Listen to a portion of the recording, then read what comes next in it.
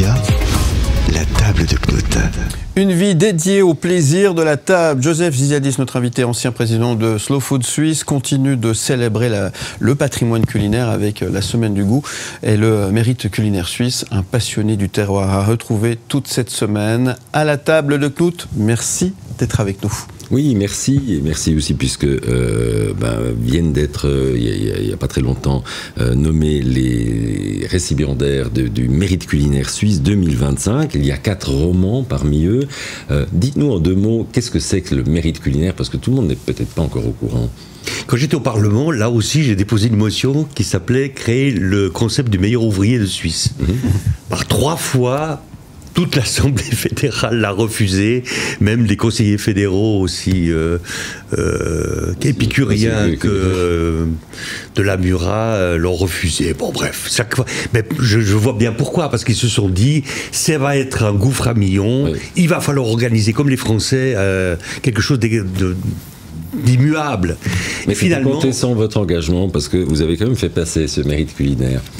Ben oui, parce que finalement, après, avec l'école hôtelière de Lausanne, nous avons étudié, avec des étudiants aussi qui ont fait une étude de ce qui se passe dans tous les pays européens, voire internationaux, et nous avons finalement obtenu l'idée, mis sur pied l'idée qu'il fallait avoir un grand jury d'une 15aine de personnes composées de cuisiniers étoilés et de journalistes qui sont responsables de la gastronomie, et qu'ensemble, chaque année, ils sortent 3, 4, 5 noms qui puissent être simplement valorisés par les autorités politiques. Donc, voilà, donc il y a une reconnaissance officielle publique de la Confédération. Ouais. Et d'ailleurs, là, justement, il n'y a pas très longtemps, c'est à l'hôtel Bellevue à Berne, qui est quand même un peu l'annexe du Palais fédéral, que Guy Parmelin, le conseiller fédéral, a remis ses mérites.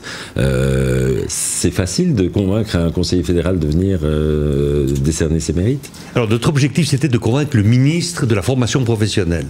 Auparavant, c'était Schneider-Hammann. Cette année, depuis quelques années, c'est évidemment Guy Parmelin qui est le ministre de tutelle.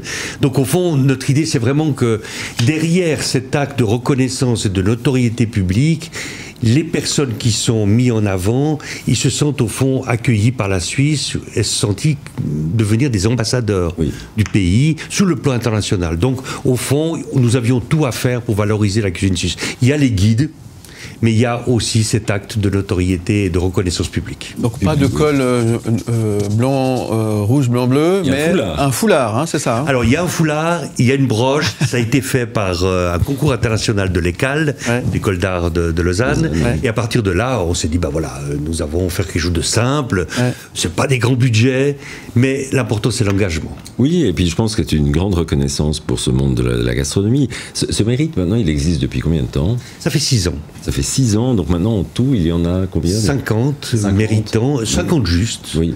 Et donc là, ce sont tous des cuisiniers? C'est des cuisiniers, mais aussi des pâtissiers-confiseurs, parce qu'entre-temps, nous avons eu un soutien des Chocolats Villard qui a permis de créer le concept du pâtissier-confiseur. Donc ça fait 2 ans maintenant que nous avons aussi des pâtissiers-confiseurs qui sont reconnus. Pâtissiers-confiseurs qui sont aussi un domaine, disons, qui connaît un vrai regain d'intérêt. On va peut-être juste nommer les 4 lauréats 2025 en Suisse romande. Donc c'est Bernard Ravet, que tout le monde connaissait à Bufflan-de-Château, Nicolas Darnaud-Guillem de la Pinte des Mossettes à Cernia, un endroit fantastique. Et du côté des pâtissiers, on a Lucien Moutarlier, parce que c'est un père fondateur de la nouvelle pâtisserie, en quelque sorte, en Suisse romande. Et puis, d'un côté beaucoup plus traditionnel, il y a les frères Charlet à Grillon, qui sont aussi des monuments dans leur genre, puisqu'ils font des pains et des choses tout à fait exceptionnelles. Je pense que c'est magnifique que tous ces gens aient reçu ce mérite. On va continuer à parler de ces mérites. Et oui, avec grand plaisir. Ce sont aussi quelque part des artistes, parce qu'on peut parler d'artistes là, quand même, que nous avons reçus ou qu'on va recevoir prochainement autour de la table de Knut. Vous restez avec nous, on revient très vite, à tout de suite. Où tu veux, comme